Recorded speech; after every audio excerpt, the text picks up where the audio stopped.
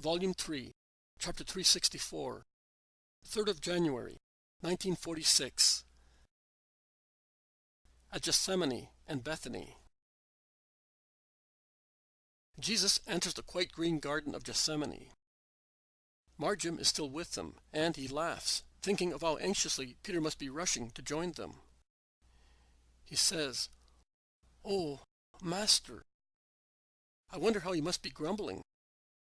And if you had gone on to Bethany instead of stopping here, he would be in a desolate state."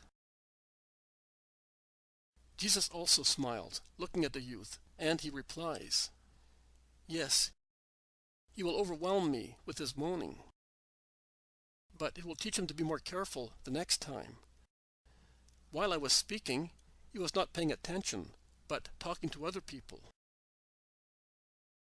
They were asking him questions, Lord," says Margim, who no longer laughs, but tries to justify Peter. One can make a gesture with good grace that one will reply later, when the word of the Lord has finished speaking. Remember that for your future life, when you will be a priest. You must exact the greatest respect while you teach and in the place where you teach. But then, Lord, it will be poor Margim who will be speaking. It does not matter. It is always God who speaks to the lips of his servants in the hours of their ministry. And as such, he is to be listened to in silence and with respect. Margim pulls a wry face, which is expressive of his internal feeling. Jesus notices it and says, "Are you not convinced? Why such an expression? Speak, son, without any fear." "My Lord, I was just wondering whether God is on the lips and in the hearts of his priests at present, and I was terrorized at the thought that future priests may be like them. And I concluded saying that many priests make the Lord cut a poor figure. I have certainly committed a sin. But they are so nasty and greedy, so arid, that... Do not judge, but remember your sensation of disgust. Bear it in mind in future. And with all your strength, avoid being like those who disgust you, and ensure that those under your direction are not like them either. Make the evil you see be useful for a good purpose. Every action and piece of knowledge must be changed into good through righteous judgment and will. Oh, Lord, before we go into the house, which is already in sight, please reply to another question. You do not deny that priests at present are faulty. You tell me not to judge. But you judge. And you can do so. And you judge with justice. Now listen, Lord, to my question. When priests of the present speak of God and of religion, we know what the majority of them are like, but I am referring to the worst among them. Are we to listen to them as being truthful? Yes, my son, always. Out of respect for their mission. When they perform actions pertaining to their ministry, they are no longer Annas, a man, or Sadok, a man, and so forth. They are the priest. Always separate poor humanity from ministry. But if they act even so badly, God will provide. And then, listen, Margim. There is no man entirely good or entirely wicked. And no one is so entirely good as to be entitled to judge his brothers as being completely wicked. We must bear in mind our own faults, and set against them the good qualities of those we want to judge. We shall then have the right measure for a charitable judgment. I have not yet found a completely wicked man. Not even Doris, Lord? Not even him, because he is an honest husband and a loving father. Not even Doris's father? He, too, was an honest husband and a loving father. But he was nothing but that. He was nothing but that. But in that respect, he was not wicked. So he was not totally wicked. Is Judas not wicked either? No. But he is not good. He is not totally good, as he is not totally wicked. Are you not convinced of what I am saying? I am convinced that you are totally good, that you are completely devoid of wickedness. Yes, I am persuaded that you are so. So much so that you never accuse anyone. Oh, my dear son, if I uttered the first syllable of a word of accusation, you would all assail the person accused, like wild beasts.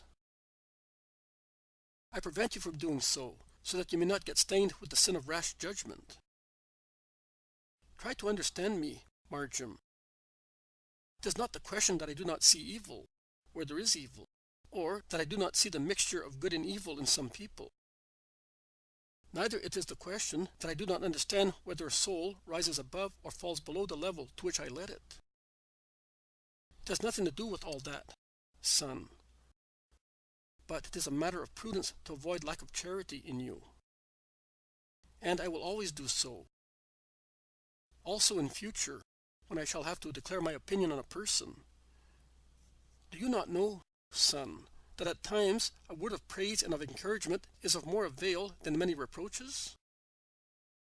Do you not know that out of 100 very bad cases, considered as relatively good, at least half becomes really good, because, after being helped by my word, they are assisted also by very kind people, who would otherwise shun man or are pointed out as being very wicked. Souls are to be supported, not depressed. But if I were not the first to support them and cover up their faults, pressing you to be kind to them and assist them, you would never devote yourselves to them with active clemency. Remember that, Marjam. Yes, Lord. I will remember that. But it is so difficult in the face of certain evidence. Jesus stares at him. But he can only see the upper part of the forehead of Marjam, who has lowered his face. Marjam, look up. Look at me. And tell me, which evidence is it difficult to ignore? Marjam gets mixed up. His bronze face blushes. He replies, "Well, there are many, Lord." Jesus insists, "Why did you mention Judas? Because he is one evidence? Perhaps the one which is more difficult for you to overcome? What has Judas done to you? In what did he scandalize you?" And Jesus lays his hand on the shoulder of the youth, who has blushed so much that he has become deep purple. Marjam looks at him with tears shining in his eyes. He then frees himself and runs away, shouting, "Judas is a desecrator." But I cannot tell. Respect me, Lord. And he hides in the wood, called in vain by Jesus, who makes a gesture of disheartened grief. But his voice has drawn the attention of the people in the house at Gethsemane. And Jonah appears at the kitchen door with Jesus' mother, followed by the women disciples, Mary of Clopas, Mary Salome, and Porphyria. When they see Jesus, they set out to meet him. "Peace be with you all. Here I am, mother." All alone? Why? I came ahead of the others. I left them at the temple. But I was with Marjam. And where is my son now? I don't see him, asked Porphyria, who looks rather upset. He went up there. But he will be here shortly. Have you enough food for everybody? The others will soon be here. No, Lord, we have not. You said that you were going to Bethany. Of course. But later, I thought that it was better to come here. Go quickly to get what is necessary and come back at once. I will stay here with my mother. The women disciples obey at once without any objection. Jesus remains alone with Mary, and they walk slowly under the thick tree branches, through which thin needle-like sunbeams filter, delineating tiny golden circles on the green grass. I'm going to Bethany after our meal with Simon. Simon of Jonah? No, Simon Zealot. And I am taking Margim with me. Jesus becomes silent and pensive. Mary notices and asks, "Has Margim displeased you?" "No, Mother. On the contrary. What makes you think so? Why are you pensive? Why were you calling him so insistently? And why did he leave you? Why did he run away from you as if you were ashamed? Did not even come to greet his mother and me." The boy ran away because of a question of mine. Oh! Mary is deeply astonished. She is silent for a short while. Then she whispers, as if she were talking to herself. The couple in the earthly paradise ran away after their sin, when they heard the voice of God. But we must understand the boy, son. He is growing into a man, and perhaps Satan bites every man, son, says Mary in a pitiful, imploring voice. Jesus looks at her and says, "How motherly you are. You are the mother. But do not think that the boy has sinned. On the contrary, I assure you that he is suffering because he has been hurt by a striking disclosure. He is pure and very good. I will take him with me today, so that he may realize, without being told, that I understand him. Words would be of no use, and in any case, I would not be able to find any which could justify the desecration of innocence." Jesus utters the last words in a severe voice. "Oh, son, is it as bad as that? I will not ask you any name. But if any of us were able to upset the boy, it could only be one. What a demon! Let us go and look for Margim, Mother. He will not run away from you." They go and find him behind a hawthorn bush. "Were you gathering flowers for me, my dear son?" asked Mary, going towards him and embracing him. "No, but I was longing for you," says Margim, with his face still wet with tears. "And I have come. Let us go now, because today you are going to Bethany with my Jesus, and you must be dressed properly." Margim's face shines with joy, as he has already overcome his embarrassment, and he says, "Just he and I? And Simon Zealot?" Margim, who is still a boy, leaps for joy and runs out of his hiding place and falls on Jesus' chest. He is excited. But Jesus smiles and encourages him, saying, "Go and see whether your father has arrived." And while Margim runs away, Jesus remarks, "He is still a child, although so sensible in thought. It is a real crime to upset his heart. But I will take the necessary action," and he walks towards the house with Mary. Before they arrive there, they see Margim running back towards them. "Master, Mother, there are some people, some of those who were in the temple." the proselytes. There is a woman who wants to see you, Mother. She says that she met you in Bethlehem. Her name is Naomi. I met so many women then. But let us go. They arrive at the little opening where the house is.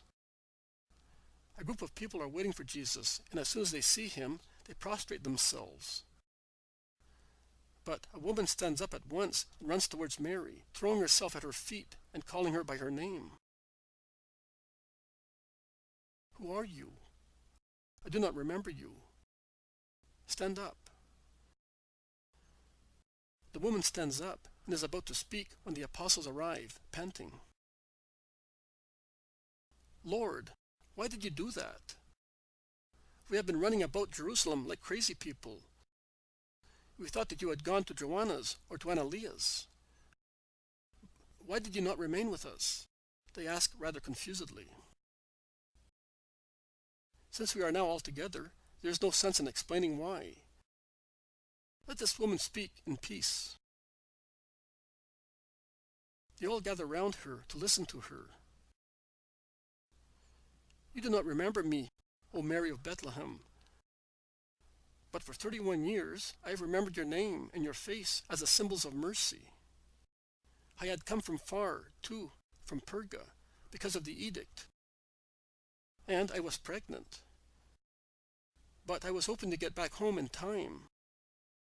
My husband was taken ill on the way, and he languished and died in Bethlehem. I gave birth to my child 20 days before he died. And my crying pierced the sky and desiccated my breast and turned my milk into poison. And both my son and I became covered with blisters. And we were thrown into a cavern and left there to die. Well, you were the only one who came cautiously, now and again, for a full month, and you brought us food and treated our sores, weeping with me and suckling my child, who owes his life to you. You risked being stoned because they called me the leper woman. Oh, my sweet star, I've not forgotten that. I went away when I was cured. And at Ephesus, I heard of the slaughter. I looked for you for a long time. I could not believe that you had been killed with your son during that dreadful night. But I never found you. Last summer, a man from Ephesus heard your son. He found out who he was. He followed him for some time, and was with him and with other people at the tabernacles. And when he came back, he told me. And I came to see you, Holy Mother, before I die. I came to bless you for every drop of milk you gave my John, depriving your blessed son of it. The woman is weeping in a respectful attitude, with her head slightly bent, holding Mary's arms with her hands. One should never refuse to feed a baby, sister. And, oh, no, I cannot be your sister. You are the mother of the Savior, and I was a poor forlorn woman, far from her house, a widow with a suckling, whose breast was as dry as a torrent in summer. I would have died without you. You gave me everything, and I was able to go back to my brothers, who are merchants in Ephesus, thanks to you.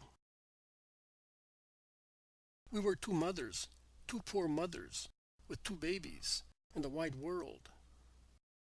It was your grief to be a widow, and mine to be pierced because of my son, as old Simeon told me in the temple. I only did my duty as a sister by giving you what you no longer had. Is your son alive? He is over there. And your Holy Son cured him this morning. May he be blessed for that. And she prostrates herself before the Savior, shouting, John, come and thank the Lord. A man of the same age as Jesus leaves his companions and comes forward. He is strong and his face is honest, even if he is not handsome. But the expression of his deep eyes is beautiful. Peace to you, brother of Bethlehem. Of what disease did I cure you? Of blindness, Lord. I had lost one eye, and I was about to lose the other one. I was the head of the synagogue, but I could no longer read the sacred rolls. You will now read them with greater faith. No, Lord. I will now read you. I want to remain with you as one of your disciples, without setting up a claim for the milk that I sucked from the breast that nourished you. The days of 1 month are nothing, and cannot create any tie, but the mercy of your mother in the past and yours this morning are everything. Jesus addresses the woman, and what do you say? That my son will belong to you twice. Accept him, Lord, and the dream of poor Naomi will be fulfilled. Very well. You will belong to the Christ. And turning towards his apostles, he says, receive your companion in the name of the Lord. The proselytes are elated with emotion. All the men would like to remain, but Jesus says firmly, no. You will remain what you are. Go back to your homes, preserve your faith, and wait for the hour to be called. And may the Lord be always with you. Go. Shall we find you here again? They ask. No. Like birds that fly from branch to branch, I move around without resting. You will not find me here. I have no itinerary and no dwelling place. But if it is just, we shall meet again, and you will hear me. Go. Let the woman stay with the new disciple. And he enters the house followed by the women and the apostles, who are deeply moved and comment on the episode which they ignored so far, and on Mary's sublime charity. And Jesus goes to Bethany at a good pace. Simon Zealot and Marjoram are beside him. They are both very happy to have been chosen for that visit. Marjoram, who is now in better spirits, asks many questions about the woman who came from Ephesus, and whether Jesus was aware of the fact. I did not know. The kind actions of my mother are countless, and are done in such mild silence that they are generally unknown. But the episode is really beautiful, says the zealot. Yes, so much so that I want to let John of Endor know. What do you think, Master? Shall we find his letters at Bethany? I am almost certain that we shall. We should find also the woman who was cured of leprosy, remarks the zealot. Yes, she complied with the precepts faithfully. But the time of her purification must now be over. Bethany appears on its tableland. They pass in front of the house where once there were peacocks, flamingos, and stilt birds. The house is now closed and forsaken. Simon notices it.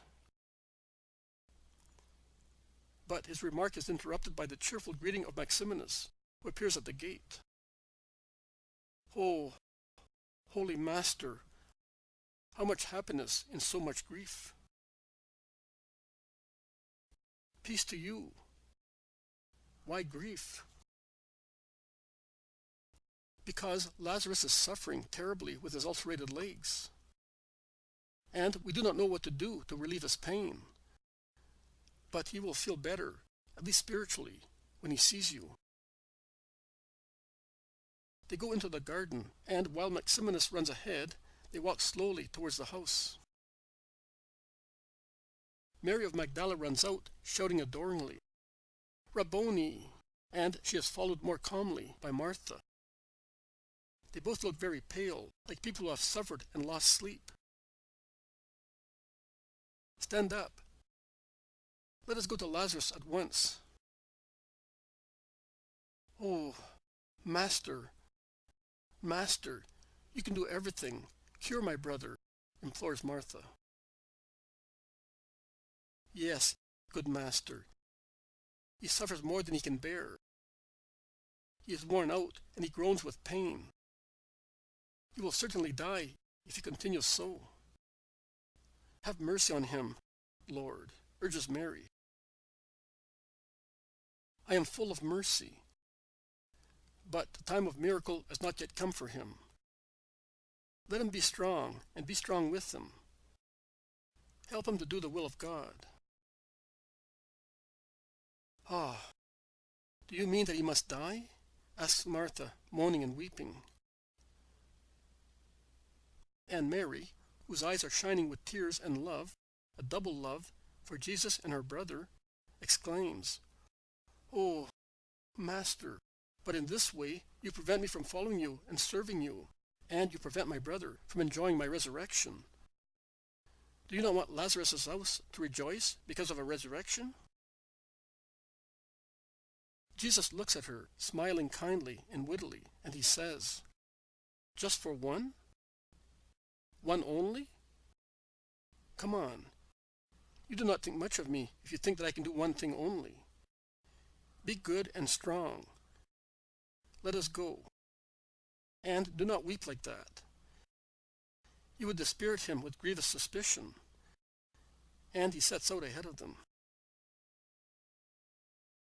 In order to nurse Lazarus more comfortably, they have placed him in a room near the library, opposite the dining hall. Maximinus shows him the door, but lets Jesus go in alone. "Peace to you, Lazarus, my dear friend." "Oh, Holy Master, peace to you. There is no more peace for me, for my body. And my soul is depressed. I am suffering so much, Lord. Give me the dear order. Lazarus, come out, and I will rise completely cured to serve you." "I will give it to you, Lazarus." "But not now," replies Jesus, embracing him. Lazarus is very thin and yellowish, with deep-set eyes. He is clearly very ill and weak. He weeps like a child, showing his bluish swollen legs, with sores, which I think are varicose, and are bleeding in several parts. He perhaps hopes that by showing Jesus the dreadful situation, he may be moved and work the miracle. But Jesus covers the sores delicately with the linen bandages, sprayed with balm. "Have you come to stay here?" asks Lazarus disappointedly. "No, but I will come here frequently." "What? Are you not spending Passover with me this year, either?" "I made them bring me here on purpose. At the Feast of the Tabernacles, you promised me that you would stay with me for a long time after the dedication. And I will. But not now. Shall I annoy you if I sit here, on the edge of your bed?" "Oh, no. On the contrary, the coolness of your hand seems to mitigate the heat of my fever. Why are you not staying, Lord?" "Because as you are tormented by sores, I am tormented by enemies. Although Bethany is considered to be within the limits for the supper for everybody, in my case it would be considered a sin if I celebrated Passover here. Everything I do is considered sinful by the Sanhedrin and the Pharisees." "Ah, the Pharisees. That is true. But in my house, then. At least that." "Of course. But I will mention it at the last moment, as a precaution." "Yes. Do not trust them. Everything went well with John. You know, Ptolemy came yesterday with other people, and he brought some letters for you. My sisters have them. But where are Martha and Mary? Are they not doing the honors of the house to you? Lazarus is restless, like many sick people." Do not worry. They are outside with Simon and Margim. I came with them, and I do not need anything. I will call them. And he calls those who had wisely remained outside. Martha goes out and comes back with 2 rolls, which she hands to Jesus. In the meantime, Mary informs them that a servant of Nicodemus has said that he has come ahead of his master, who is coming with Joseph of Arimathea. And at the same time, Lazarus remembers a woman who came yesterday in your name, he says. Ah, yes. Do you know who she is? She told us. She is the daughter of a rich man from Jericho who went to Syria many years ago when he was young. He called her Anastasica in remembrance of the flower of the desert. However, she would not reveal the name of her husband, explains Martha. It is not necessary. He repudiated her, and thus she is only the disciple. Where is she? She was tired, and she is sleeping. She had a hard time during the last days and nights. If you wish so, I will call her. No, let her sleep. I will see her tomorrow. Lazarus looks at Margim admiringly. Margim is on tenterhooks. He would like to know the contents of the rolls. Jesus notices it and opens them. Lazarus says, "What? Does he know?" Yes, he does, as well as the others, with the exception of Nathanael, Philip, Thomas, and Judas. You did the right thing in not letting him know, exclaims Lazarus. I have many doubts and fears.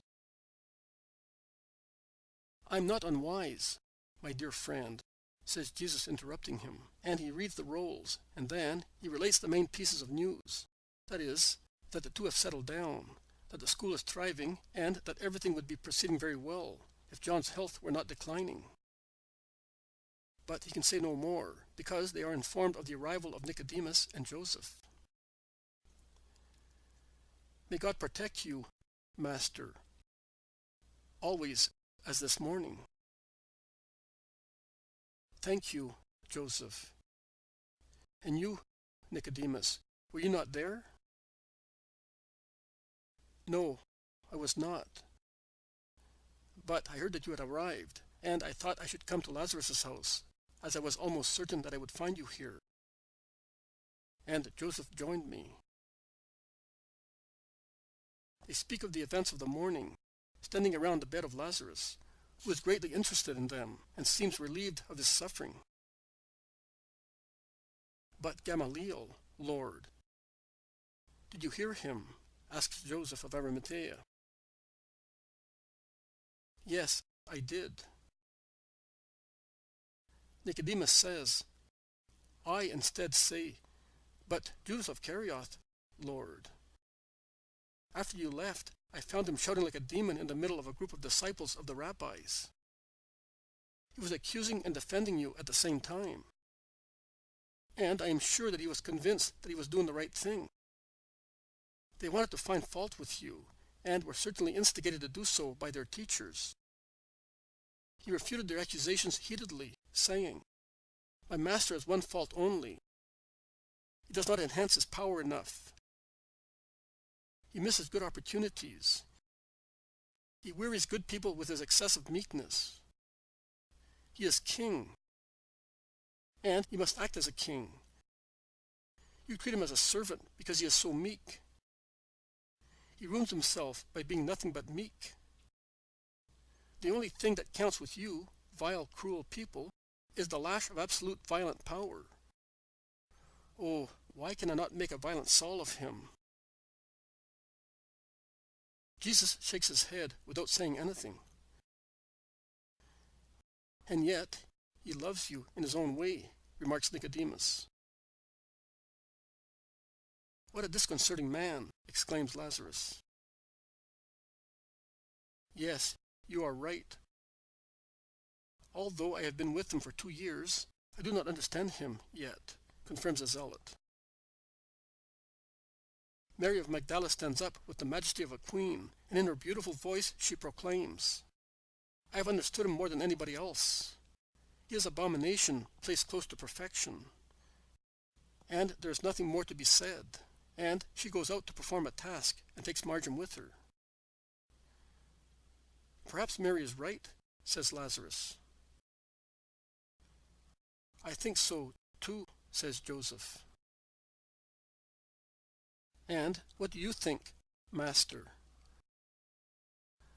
I say that Judas is a man, as Gamaliel is, a limited man close to infinite God. Man is so limited in thought that unless he breathes in a supernatural atmosphere, he can accept one idea only, with which he becomes encrusted and remains forever. And he does so even against evidence, stubbornly and obstinately, even out of faith in what has struck him most. Gamaliel, after all, has faith, like few people in Israel, in the Messiah, whom he recognized and of whom he got a glimpse in a child.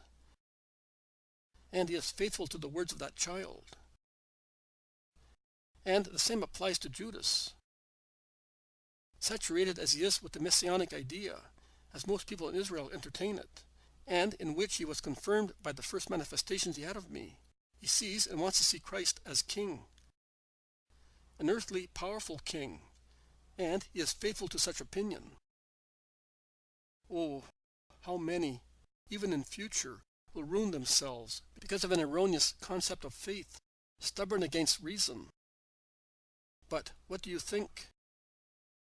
That it is easy to follow truth and justice in everything? What do you think? That it is easy to reach salvation just because one is Gamaliel or the Apostle Judas? No. I solemnly tell you that it is easier for a boy, for a common believer to be saved, than it is for one elevated to a special task or mission. Generally, the pride of their vocation overwhelms those who are called to a special destiny, and such pride opens the door to Satan and rejects God.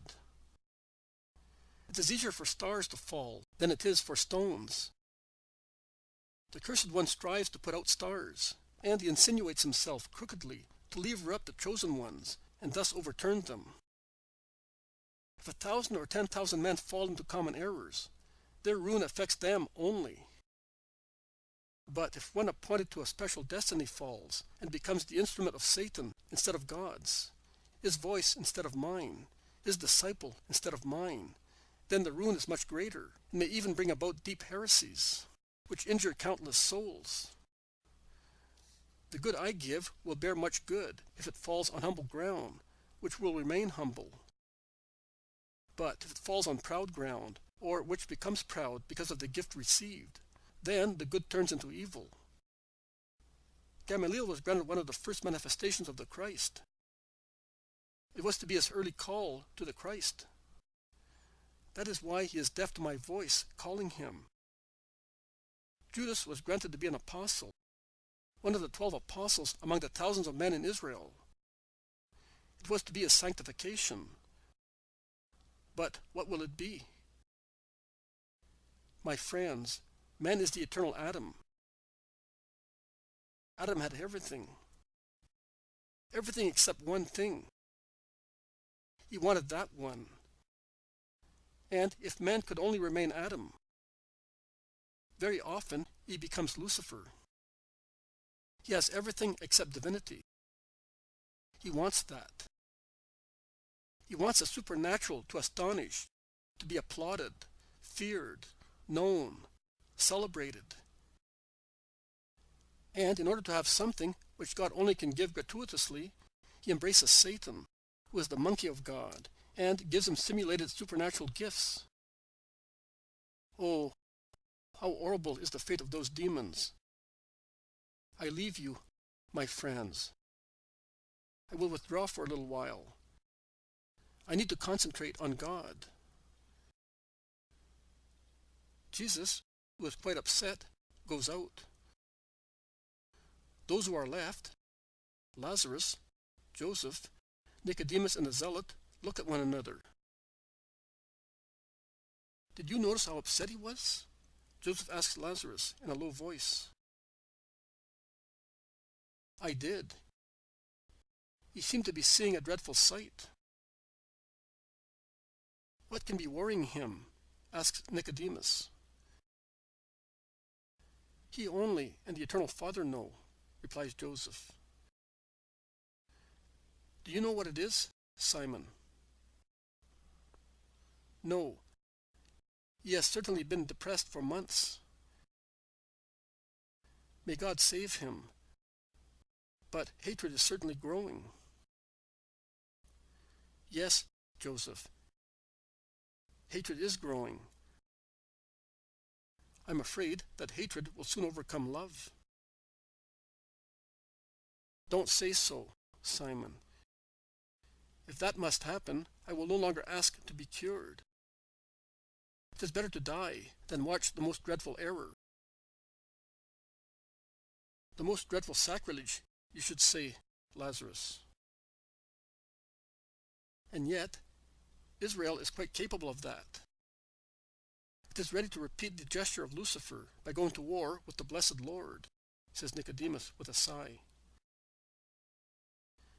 Sad silence follows, as if each of them had a lump in his throat. It is getting dark in the room where four honest people are meditating on future criminals.